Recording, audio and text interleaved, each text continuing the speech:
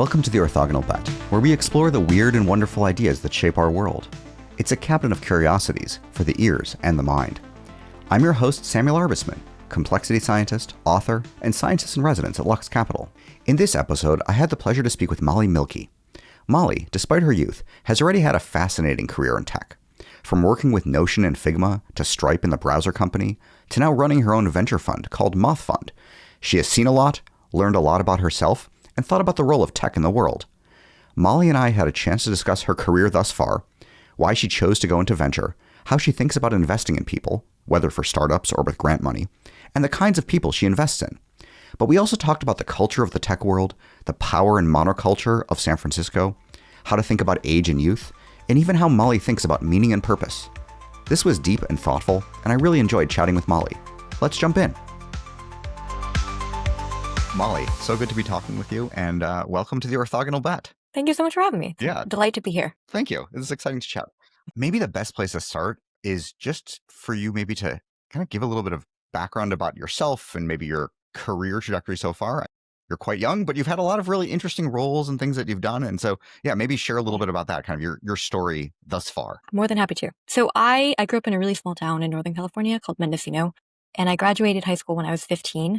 I was very determined to go to film school. I was a creative kid growing up, and it seemed like my ticket out to the big city. And so I went to UCLA Film School. I got a full ride, and I graduated valedictorian studying film production, but I midway kind of got derailed and pulled into the tech world. And I was recruited first to work as the first intern actually at Figma, doing kind of special projects. And then I was recruited to be, again, the first intern at Notion. And that was my junior year and senior year, respectively. And in both roles, I was really lucky to actually get a lot of exposure working directly with the founders on like what makes this company special and like how do we preserve that ethos. It's often a very well-worn trope with founders of like, as the company scales, how do we keep retaining the kind of really deeply like values aligned talent that we used to at the very beginning. And I really liked working on that actual problem with them. I think it requires a lot of depth of understanding of like getting to know them and then like what they're trying to do and the mission and how it's like most effective to attract those people and how it's worked in the past. How did they find you? Like, because you're So coming from like, the film world, and maybe, I'm yeah, not really sure. Maybe a lot of tech startups are recruiting kind of in the film world or film schools. not at all. No, Okay. I would not say so. It was more that I was talking my head off on Twitter. Okay. And I had writing that I was doing on kind of like the present, the past, and the future of like creative tools. And that was not at all related to my major, but I somehow got it paid for as my thesis project in school. And so it was a bit of a door opener for me to talk to a whole bunch of different founders and people in this world that I could kind of map out the social scene of using Twitter, to be honest, and then just like cold outreach them. And I think that there was something about that just, I didn't really realize that at the time, but that was kind of the kind of agency that people in tech and founders in particular like to see in the people that they hire. And my perspective was so weird, and it lended itself to a kind of quasi-marketing, writing, design role that I think a lot of companies aren't looking for, but when they find there might be something interesting for you to work on. And plus, like, I was very cheap. I was just an intern. So it's not that hard to bring someone like that in. And I think that it was also that I was just really lucky to be placed in really high density talent networks from the very beginning. I owe a lot to like my first manager at Figma, who was early at Stripe, who kind of just taught me a lot of the things that I have come to see as part of my worldview about like which companies are interesting and like why they're interesting and what is this quasi marketing design editorial that like you can kind of feel when companies have it, and a lot of them want it, but they don't really know what it should look like. And so that was kind of my curriculum, so to speak, I suppose. And I realized also from doing that work with founders that I was like not very interested in having a full-time job doing that. And so when I graduated, I started doing consulting, and it was mainly like kind of special projects, mainly for Stripe and browser company, working on, again, that kind of question around what makes this company special. And so like for Stripe, that's Stripe Press. For a browser company, it was like working on special tools like Arc Easel that would kind of show the possibility of what a browser can be. And so I really enjoyed that. And I had the opportunity to become a Sequoia Scout through all that work that I was doing with founders. And that really just opened my eyes to the fact that like what I was doing already was basically a quasi-investing type of thing, where I was trying to find excellent people, partner with them closely, understand them, And then really what I wanted to do was work with them long term. But what I was constrained to was the duration of a consulting project. And so it kind of naturally made sense that the investing was this way to lengthen that relationship and for me to bet on them long term. And so that was kind of the premise on which I raised my first fund. That was like 3.5 years ago or something that I started raising it. I was very lucky that it was anchored by Daniel Gross, who I posed the question somewhat of like, if I raised a fund, would you invest? I was a little skeptical too, to be honest. But the more I did it, the more I became like very, very sure that this was the thing for me. And so my first fund was very small. It was more of a proof of concept fund. I raised 4 million and then I did 33 checks and they were all over the map sector wise. I was really just trying to learn like, where is my sweet spot? What do I like to work on with founders and where can I uniquely win? And a lot of those questions were answered over the course of like the 2 year of investing. And that was the premise on which I recently raised my second fund. And it's basically just doing like the same thing, but slightly larger checks and more of them. And I think that like the main thing about investing that's really interesting to me is the part that is all about understanding people and then assisting them in their kind of growth and evolution. I'm just very interested in making long-term bets on people and having them be a bet that I'm making kind of before the stage at which they've decided on an idea. It's like the raw materials that I'm evaluating of like the person, which I think is like really a very opportune place to play in a future world where VC, in my view, is becoming more of kind of like very large factories and then very small specialists. And my specialty is just people and early bets. And having a lot of conviction even before they've figured things out. And so that just looks like I spend a lot of time with people. Yeah, I think that's like my career thus far. We will see where it takes me next. So between the first and second fund, you said you kind of, the first fund, you were like just trying a lot of different things and kind of trying to get a sense of like where your strengths lie. What were the things that you really like? Are there certain areas that really resonated with you? Are there certain types of relationships? Is it exactly what you're saying of like, I really wanted to find these people even before they even have a company or have an idea, and then kind of just somehow make a bet on them? Like, what were the things that really were crystallized during that period? I think that I tried a couple different things in my fund one, and they roughly split the fund like 50-50, and half were around like kind of more traditional seed bets of like companies that I was co-investing with like top firms, and they were founders that I knew, and I could sneak a small 100K check in. And they were kind of already legitimized by the world because they were being like led by a top firm. They had the credentials that they needed to do so. What I found from doing those bets is that like I can get in, but it wasn't a very unique ownership position. I wasn't really able to help the founder that much, and it wasn't super gratifying for me. It didn't really feel all that exciting. The other half of the fund were more of these like pre-seed bets where I was betting on a person when they were at the stage of still like they had like a loose idea of what they were going to work on, but then there was some wiggle room. They had to figure a lot of things out. It was like a true pre-seed friends and family round. And those were the ones where usually like I was the first institutional check and I was a conviction bet and I helped them get their pre-seed off the ground and I helped them turn their story of like why they're working on this into like the most compelling form for their raise and for hiring and honestly just kind of like coach them a bit on like first, should they even be doing this? And that kind of coaching is kind of my way of evaluating too, is like, at least I can leave them better than I found them, even if I don't end up investing. But then once I do make the bet, it's more about like, okay, how do we make you the strongest version of yourself?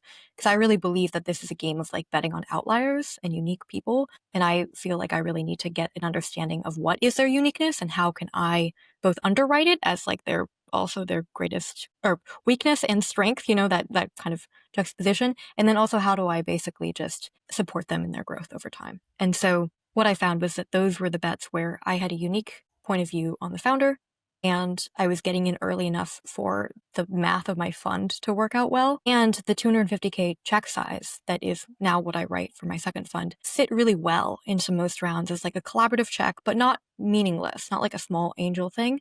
And I think that there was something about that I just was seeing consistently played really well into the kinds of people and rounds that I wanted to back. And so that was kind of just like how I designed my second fund, was like working backwards from like, okay, fund one, I want to do more of these. How do I optimize myself and my strategy and my approach so that it's maximally compelling to those people that I want to back? And I think like some of the other things I learned was like not interested in being specialist at all. Like total range of sectors in my first fund. It continues to be even more strange in my second fund. And I love that because basically all I am really interested in doing is following my nose for where the best talent are coming from. And that is the kind of thing that I can't constrain because I can't see the future of like where they're going to be. And so that was a big learning. And then like the last one, as I've talked about a little bit, is like the collaborative approach is something that I've become extremely kind of, I don't know what the word is, dogged about. I really think that like there is something really uniquely impactful and strategic about writing smaller checks as opposed to defaulting to most VC firms when they raise a fund to, they'll start leading rounds because, well, then you can raise a larger fund, you can get more management fees, and also then you get more significant ownership. There's also a lot of pressure from LPs to do that. But I really think that there is this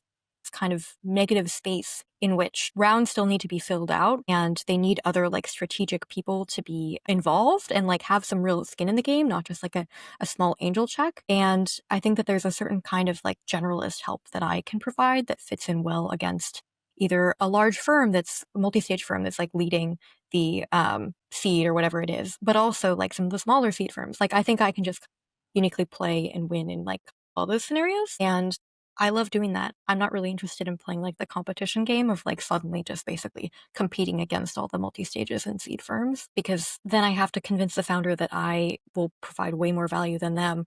And to be honest, like I don't really want to do that. Like I want to have my value compound in being able to serve a whole bunch of different people and be more of the person that they can be very honest with, which I think is very, very hard to do if I'm actually their lead investor. And so anyways, those were some of the learnings from my fund one that took into my fund two. No, that's great. And then related to that, though, I'm also wondering, like, when you decided that you didn't want to necessarily work with just like one company or anything like that, and then sort of like the thinking that kind of led you to decide, okay, I want to raise a fund and kind of go the venture route. And some of what you're saying also sounds to me some of the kind of like founder coach kind of thing as well. Were there other paths you explored before you decided to go like the venture fund route? Because like I can see you all like there are lots of ways of advising people and helping people and kind of being that sort of supportive person. How did you kind of navigate that decision part? I think I only actually really considered it deeply in retrospect. I kind of more just ran full steam ahead for my fund one. And luckily it actually was a good fit. But I definitely went through, like, I think with any thing that you commit to for the long term, which like I have with Moth Fund, it's like I've been doing it for 4 years now and I intend to do it for many more. I definitely went through like the peak and then the trough of me being like, there's parts of this I actually don't like. And for me in particular, that's just like, I don't love the whole fundraising dynamics and like having to kind of maintain all these relationships with other investors. What I really want to focus on is just like the relationships I have with founders and supporting them and picking and like being right. And so like I try to, as much as I can, basically constantly bring myself back to that because it reminds me why I'm doing this. But I did like, I think now maybe around like 3 years in, I started to see that, oh, there are actually a whole bunch of other people that have found more bespoke ways to do a similar thing as me. And it actually looks usually more like executive coaching, which is kind of interesting. And I find that like an interesting proposition. But I think for me, I'm much more compelled by the approach of having a lot more bets and not working with people as like intensely and more being the person who can step in when I can be really impactful for like a brief stint. Maybe it's around raising their next round or like a co-founder breakup or whatever it is. And then I can do that kind of quasi-coaching relationship and kind of be there to support them through it. And help them navigate, like, what do you actually want out of this? And like that kind of stuff. And I don't think that that's something that I need to be like meeting with them weekly. Like, I think that a lot of that help can be doled out as needed, but all it requires is basically maintaining a lot of relationships of like a lot of goodwill and honesty with my founders. And so, yeah, I mean, maybe someday I'll do like pure coaching, but I feel like at this point too, I'm more valuable being both like the investor dot connector and supporter at the same time. Another thing that I'm also wondering is like, I imagine, especially when you're talking to people at very, very early stages, there's a lot of just interesting people that maybe are not quite the right fit for venture Yes. funding. And so Story of my life. yeah, well, but the thing is, like, they might be people who are doing really important or really interesting things or projects that are really worthwhile supporting or Yeah. advising or helping. But and it could be a nonprofit, so by definition, you can't invest in them. Or it could Right. just be something that really doesn't feel like a scalable, like venture scale kind of startup. Does the choice of doing a fund, like, does that feel occasionally also unnecessarily restrictive? Very much, yes. I think that there's a lot of people that I've met over the course of like my investing career that I've been like, I would love to support you. Like, I want what you're doing to exist, but I do not see like any future in which you're actually building $1 billion business unless you have like a significant change in personality, motivation, and everything, which does happen with young people, to be honest.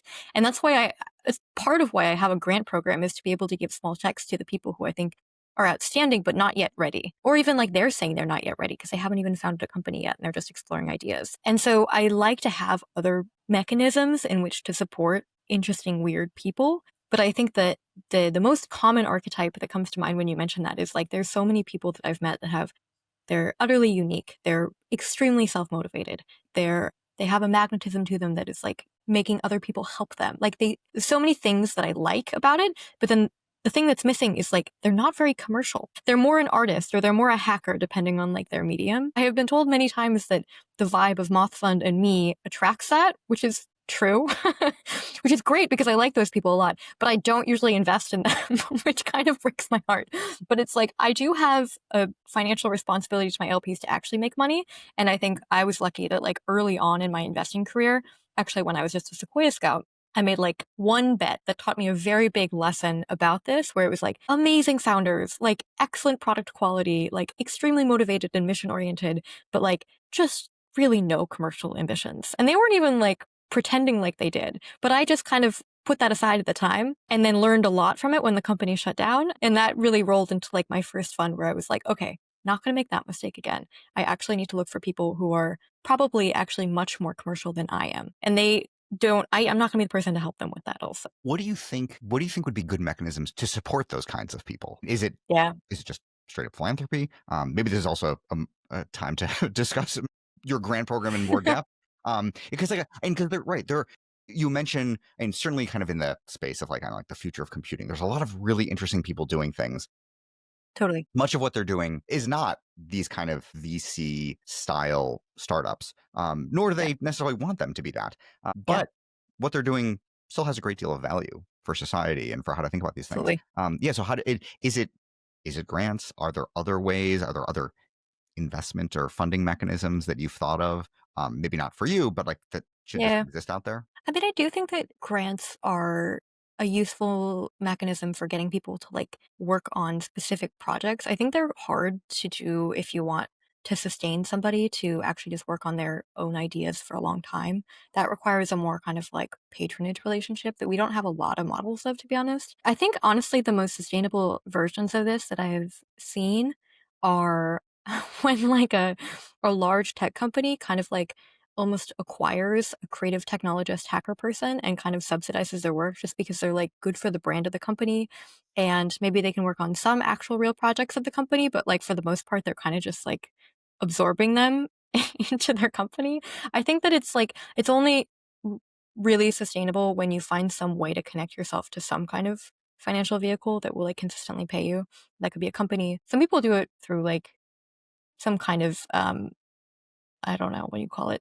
Patreon kind of stuff, or like Sure. monthly subscriptions, people sponsoring their work. Never really seen that work all that well. Other people do it by like, they'll have a couple big projects that come out over the course of years, and then they have everyone to kind of like give them a whole bunch of money for that. It's almost like a book deal, but it's like, it maybe doesn't have to be a book. But I do think that it's rough. Like, I don't think that any of those are super, they don't provide a lot of security if you care about that. Yeah. And so I think that like Which is important. Yeah.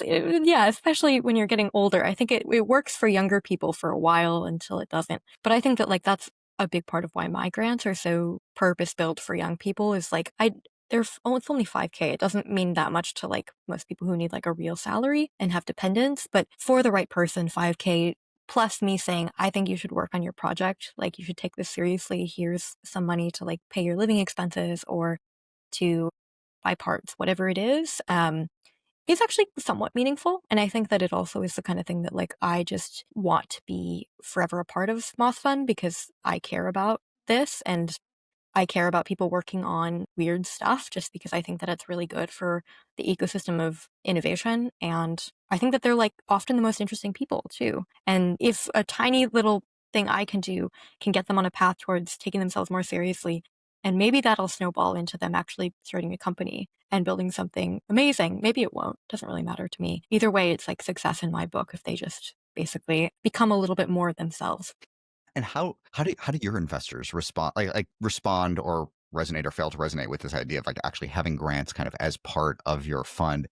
And you even said like whether or not they end up turning into a company doesn't really matter as much, which Yeah. Yeah. I appreciate the honesty. Presumably, it's like you have to find LPs that really resonate with this kind of message and this mission. But yeah, Yeah. how do you tell that kind of story? I was lucky that I think in my first fund, well, it was actually sponsored by one of my LPs. And so it didn't actually come out of the money of my first fund back when it was a smaller fund. Now that I have a larger fund, it's basically just a marketing expense for my fund. It's not that much. And I don't think I've had any LPs actually really raise it as a concern because I think there's so many like filtering mechanisms in place for an LP to be even interested in my fund that like, I don't think any of them are particularly surprised or going to By the time question they're me on it. talking to you, they're like, "We get this. Like, we Yeah, understand your mission and approach." totally.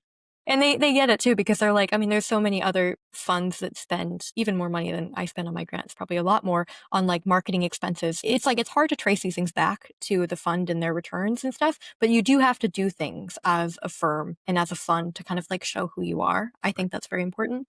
And so for me, I think the grants are a big part of that is like just really showing that I do long-term bets on people and I will do that with no strings attached. And it's mostly just for the goodwill of like supporting the ecosystem and supporting people I think should be taking themselves seriously. Oh, I love that. And related to kind of this, like these long-term bets, I mean, presumably then you are making bets early on and willing to stay with people. What is like we've talked about kind of like interesting people and weird people and young people and like what is kind of the profile? I mean, you said like in terms of like the actual investments, they kind of feel all over the map in terms of domains and things like Yeah. that. But yeah, so what when you're looking for a person that you would want to invest in, or at least be interesting enough to invest in or consider, like what are the things you're thinking about, or and maybe it's one of these kinds of things where it's maybe better to say what are the things you're not interested in.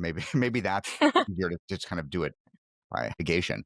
But yeah, what is that profile? Is it they need to be young? Do they need to be really weird? Is it kind of an either or kind of thing? Yeah. I've thought about it a lot, and I always wonder about like how valuable it really is to pontificate about the qualities that I look for in founders because it's constantly being reinvented, but it's also so fun that I love doing it. But I think that if I had to boil it down, it's like there's something uniquely competent about them across multiple dimensions. It's often like it looks kind of like being T-shaped. And then there's something also just very unconventional about their background. And it results in them having like a unique point of view on the world. And I think there's also something coupled with like the unique background plus they've achieved hard things before. And they've proven to themselves that they can do that and they've emerged stronger. And that kind of motivation, I think, is a little bit more a lot more well worn in terms of when they start a company, which is a very hard thing to do. I basically don't want to invest in people that fall flat on their face immediately because they realize, oh, it's actually much harder than I thought. And so I'm looking for not that. And that can look like either they've founded a couple companies in the past, or they've had very serious projects, or they've actually just done hard things in their life that I get some kind of understanding of. And then the last thing, like I was mentioning before, is like they need to be commercial. They need to like be interested in capturing the value that they create. It's great if they see the world through terms of money. And there's a certain kind of magnetism that I see when all of those things are coupled together into one person package that signals like, I think they're ready. And I think that that's a lot of what I'm looking for is basically just waiting until it seems like this feels inevitable. Like this feels like it's your time to start a company, that you're going to be successful, that you've accumulated the skills and the people and the network and the support that you need.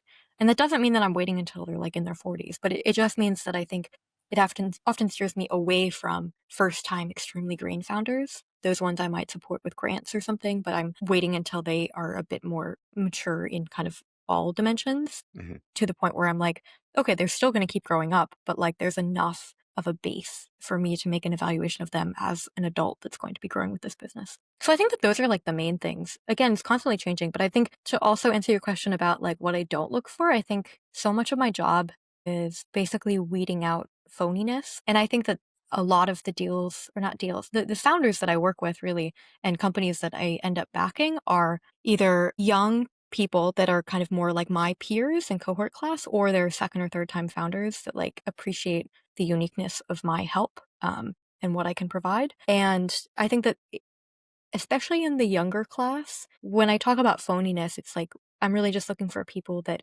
have not just learned the basically the pitch script of what you're supposed to Right. say So and how you're here's the supposed to say buzzwords, and like you can, just flip through exactly. them, and Yeah. yeah. Yeah. And I of course I want to build $1 billion business, all of that kind of stuff. I think that I it's become a very credentialed path to be a founder, and I think that that is a big part of why it's important to have investors who actually like understand what it looks like for someone to be legit in their cohort class and is at the same level as them too, so they can see them develop over time and get that peripheral understanding of like who is really deeply competent and really mission driven. And so I basically just, I look for people who seem like they have a lot of intrinsic motivation. And I think that there is something about that usually means that you start to hear their name a lot. You start to like see their work out in the world. I think I'm to talk a little tiny bit about like the reason I call it Moth Fund. It's basically just that like I think that there's a very special period before someone becomes legible to the world where I call them a moth. And this was maybe like Patrick Collison when he was emailing Paul Graham about the Lisp programming language. It was like not yet clear. He hadn't founded Stripe, but there was these glimmers of potential. And that's what I'm looking for really in my investing is like who are the people that are really incredible behind the scenes and they have not yet kind of debuted on the public stage. And that I call people that have debuted, those are more like the butterflies. And this is where the metaphor kind of starts to break because moths cannot Right, because actually they really supposed to be like biologically a become caterpillar. butterflies. But, Yeah. Um, and yeah, so how do you think about, I mean, is youth and being young kind of a necessary condition here? How do you define that?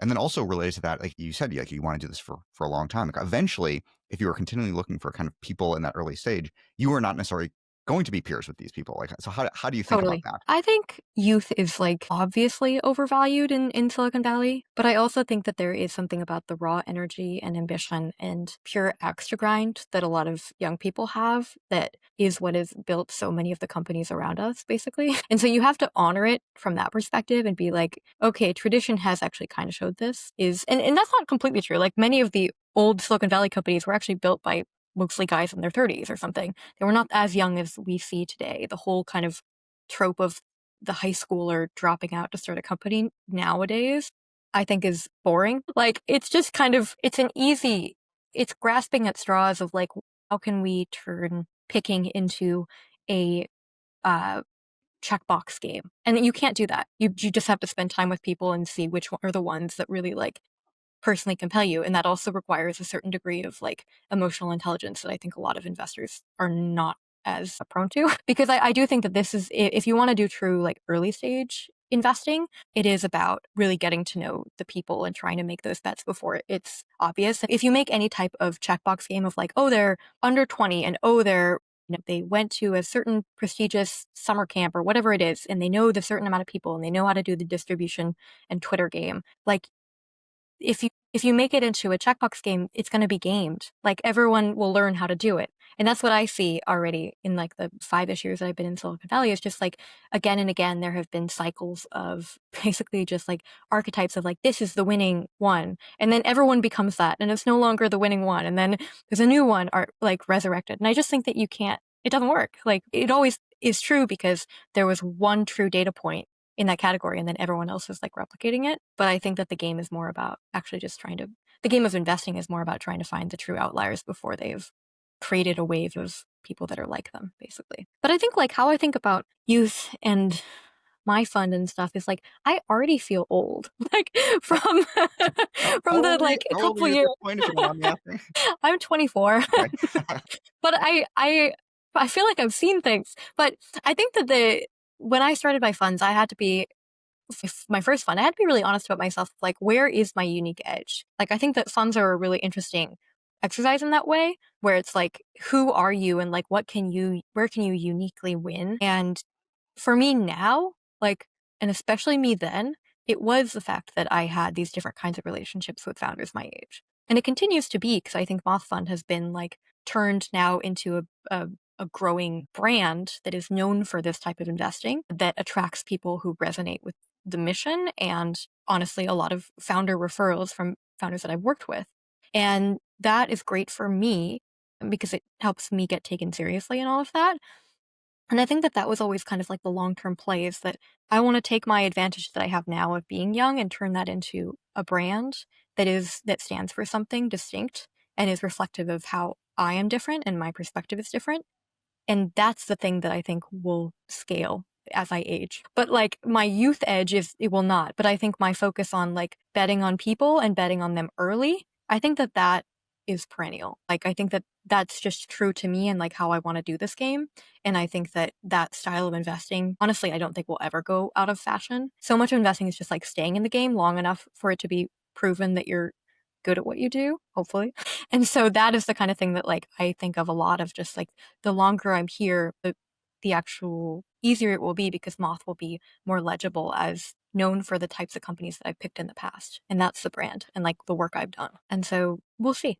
But I think where that nets me out also is like, I don't think I'll ever be sector specific. I used to tell people in my first fund, I was like, maybe I'll find that I'm just really good at B2B SaaS. And it turns out I'm fine, but I don't really care about it. And so I guess related to that though, like being fairly sector agnostic, like Yeah. I still think you're like a big believer in kind of like the tech world as a whole and kind of its Yeah. role in the world and what it can do. How would you articulate like your philosophy of like what is the role of technology kind of in the world and kind of the impact it can have that maybe is outsized or different than other kinds of things? Yeah. I don't even know if I have that much of a concrete philosophy on technology, but what I do know is the difference between the technology sector and specifically startups and all of the other industries that I did internships and random jobs in. And it felt so different the minute that I started working at Figma and then Notion and so many other companies, of like the level of agency that you are given in startups as a young person, and really honestly at any age, and ownership and the speed at which you can build and make things and have ideas and be taken seriously, I think is pretty unparalleled, at least from what I found. And I think that that culture is something that's very unique to technology and shaped by what technology can do, which is like basically just help the future come even faster than it was before, accelerate. And I think that that is the kind of thing that I think if you have the disposition for, it's like there's no better place. If you don't, then you might hate it and resent it and want to leave. And that's perfectly fine too. And so I think that that was the core seed of why I was drawn to this industry in the beginning, was like the incredible people that I found myself surrounded by at Figma and then beyond. And then from then on, basically, I was just really interested in continuing to do that and play that role and feeling like I was like at the forefront of something. And I think that that is just, it's a feeling that technology can uniquely provide in the sense that it does. I love that. I guess I have a number of questions related to that. One is I imagine that feeling that you get kind of what technology can do and kind of that cultural aspect.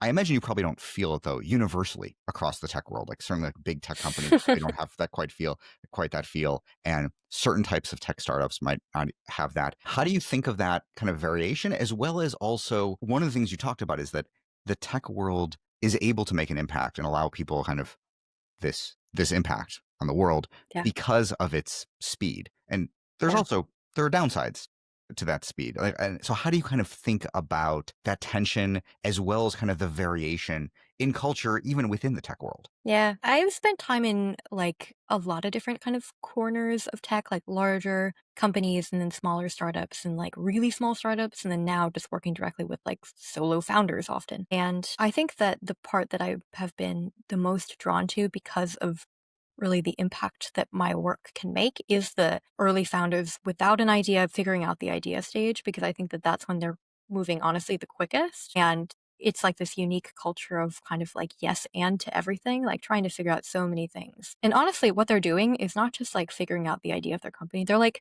kind of growing up.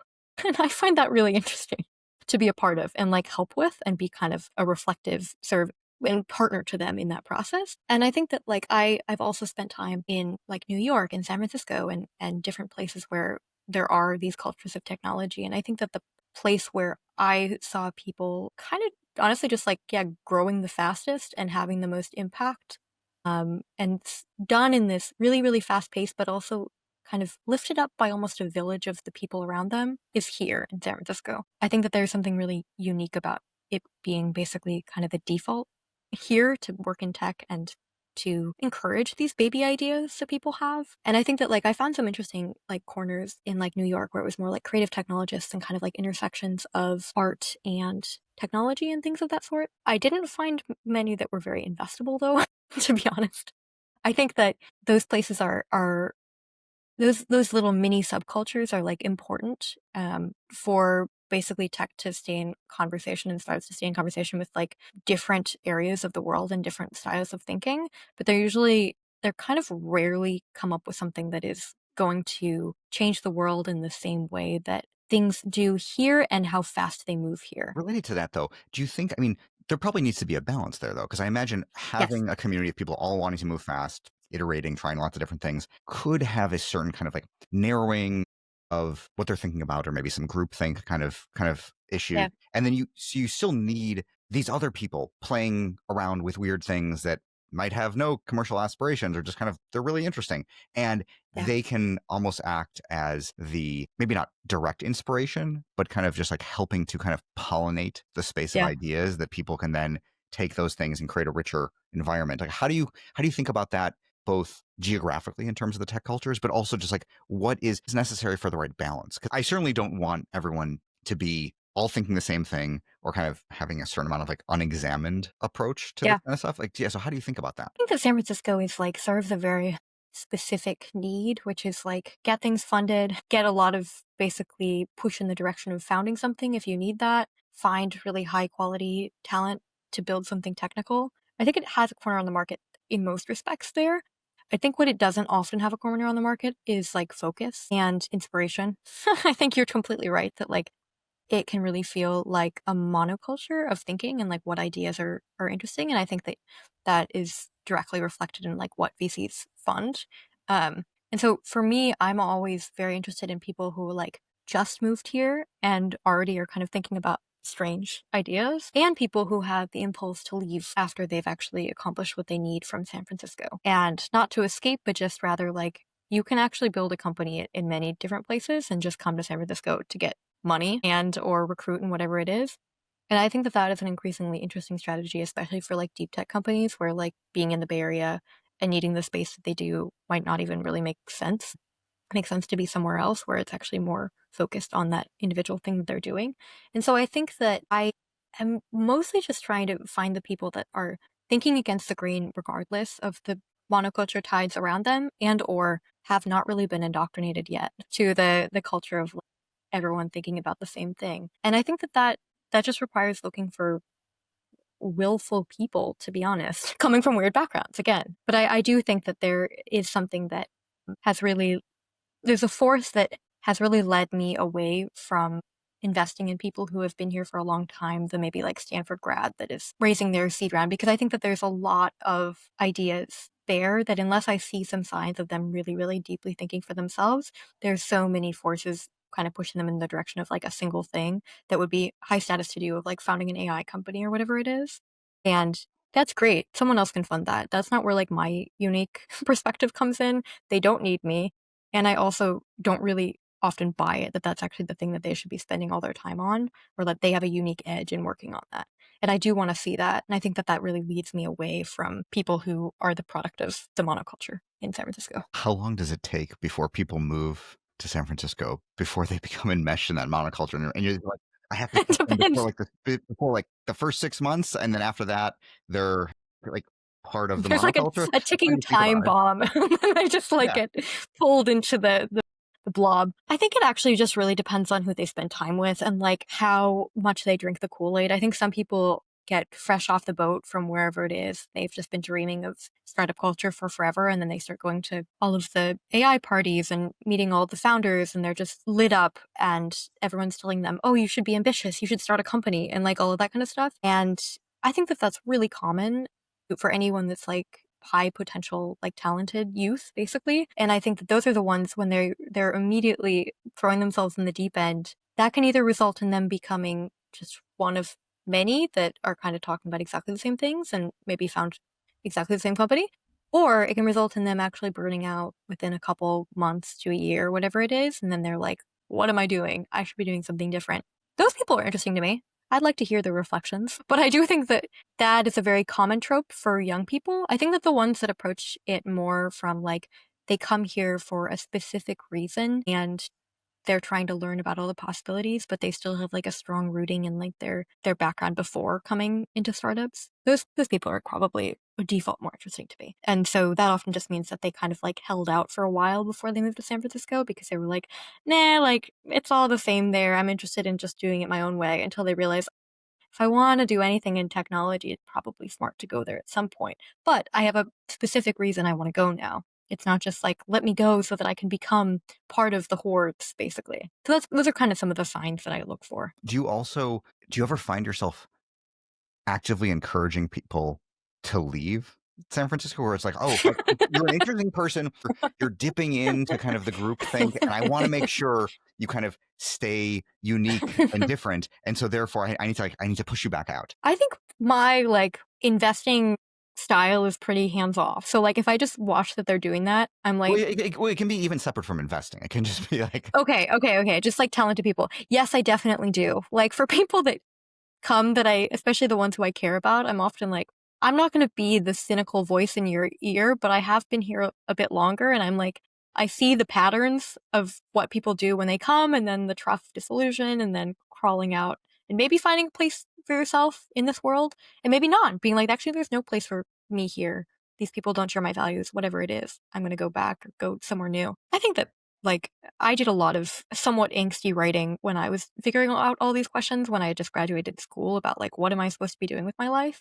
And I like helping people with it now. I think that my general advice usually just boils down to like, you shouldn't just tune out your own voice and values.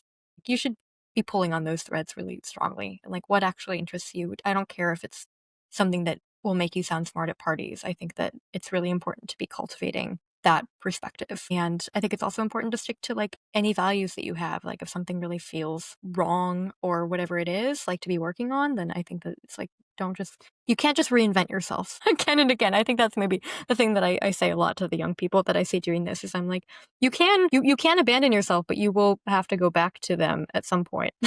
Like it's more painful if you truly deeply reinvent yourself. But mostly I just watch and then support as I can. no, that's valuable. Related to the writing, I imagine this is it's an ongoing process. So I'm hesitant to say like, oh, like what, like how do you find purpose and meaning and things like that? But like where Yeah. are you in that journey right now for yourself, which I Yeah, imagine also translates into kind of how you talk to founders and other. totally.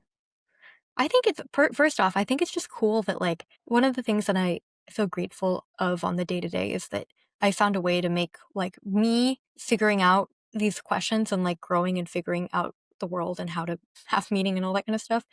Me figuring that out is like directly beneficial to my job because I get to help other people who are probably figuring out pretty similar questions at a perhaps even more existential level because it's in relation to their company and like what they're working on and spending all their time on. And so I I think that like the main things that I have learned, though however many years of my career in investing, is just that I really only want to do things that are either peopling, what I call peopling, or making things. And peopling is like directly an instantiation of my investing. Like my funds, my approach, everything that I do in this realm is kind of built around the fact that I love helping people. I love understanding people. I love being discerning about them. And I want to make it my job to basically make good bets on them and support them long term. And like long term bets on outlier people. Like I really mean that.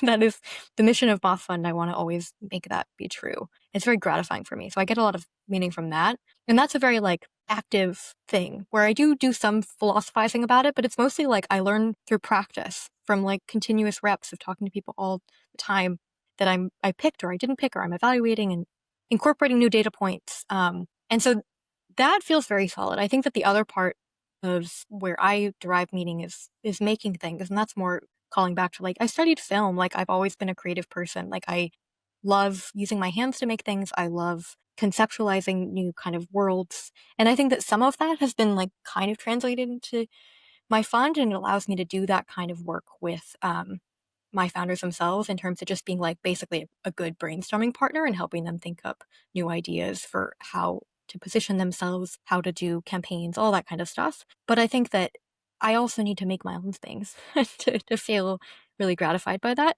And so I think what that looks like for me now is like, this is very random, but I just have like, I take my hobbies very seriously. So I've gotten very into like jewelry making. I've gotten very into knitting. I've gotten very into all kinds of random crafts basically. And it keeps me happy. So for that reason alone, it's good for my funds and my investing. Because again, coming back to like, I think so much of investing in this game is basically just finding a way to stay in the game. And that means making yourself happy and think clearly, even when your job doesn't really show you a lot of data points on if you're good or not. And so my way of doing that is writing and making things basically. Well, I always do a quarterly essay for my fund that I send to LPs and publish publicly. It's always just like kind of what I'm thinking about. I don't try to sugarcoat it. Like my last one was, I'm starting this kind of career advice column thing where commonly asked questions of me, I turn them into a Dear Moth format and then answer. It's really fun. And so I did one on whether raising venture will sell your soul. And I have many more to come, kind of similar to that. Well, that's wonderful. Yeah. I'm not sure I can top another question beyond like, how do you derive meaning in life and purpose?